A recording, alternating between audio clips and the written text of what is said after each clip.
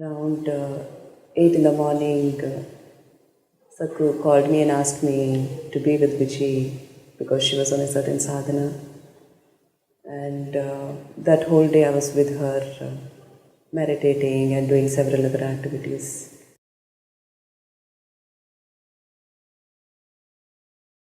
Shambho, Shambho, Shambho, finished. It was… Just before that she went out, about 6:11, 6:12, that's the time. About 6 o'clock, she went out, she wanted a rose flower. So she asked one of the brahmacharis to get a rose flower, they ran to the Vanaprastha ashram, got the rose flower and came. She held the rose flower in her hand, Shambho, Shambho, Shambho. Just 7-8 minutes, it was over.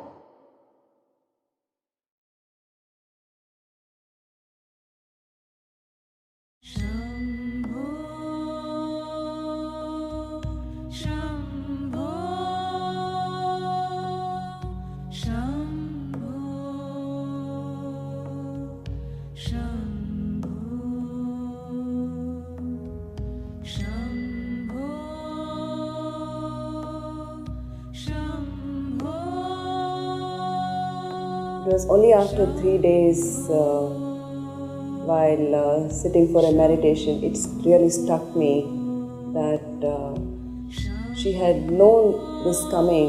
It's like her Mahasamadhi is just a promise to me. So if you really, that's what you want, it's a possibility. Like if you're so intensely seeking something as an ultimate, you can attain it. But definitely Vijay's Mahasamadhi was a tremendous blow to my logical way of looking at life. அது மாதிரி யாருமே பார்க்கல அவங்க. But within அவ்வளோ தீர்வாக இருந்திருக்காங்க, தீவிரமாக இருந்திருக்காங்க. The Mahasamadhi, of course, proves something like that. What was not visible, what was not overtly visible to people's eyes, it's almost like something else worked on. Constantly something else was working with her and all the time.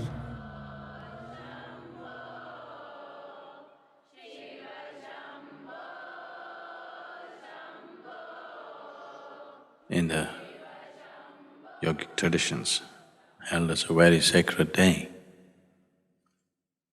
because many beings, either out of intent or just sucked into it, either chose or got induced into shedding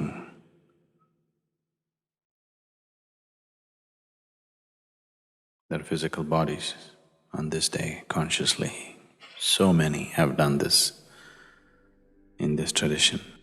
Even here at Isha, we witnessed a great event where Vijay, who had neither any sadhana behind her, nor did she have any great knowledge,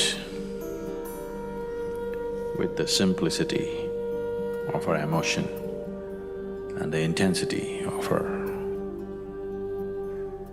focus towards what she wanted,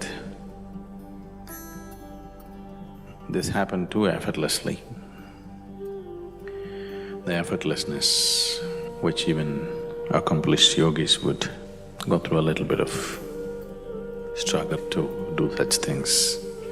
It happened too effortlessly. There are many ways to attain. Through pure energy or awareness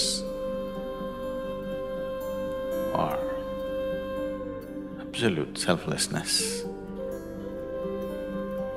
or through devotion.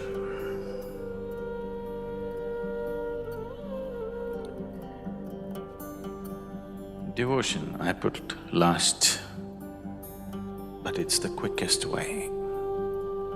I put it last because the line between devotion and deception is so fine, a lot of people will miss it.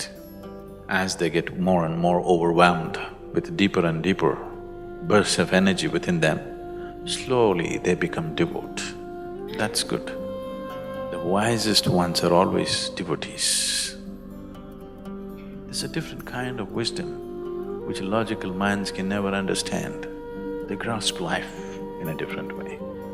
Vijay was bursts of devotion and confusion, devotion and confusion.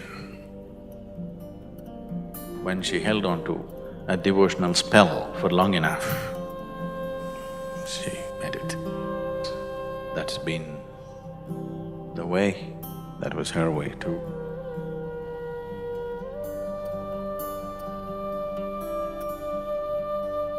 So three things that she would have been very happy and proud to see was the glorious way in which the Analinga consecration happened in spite of her absence at that time, and of course everything else that is happening with Isha. And the last, but for her it wouldn't have been the least, is that her daughter she's become a young woman.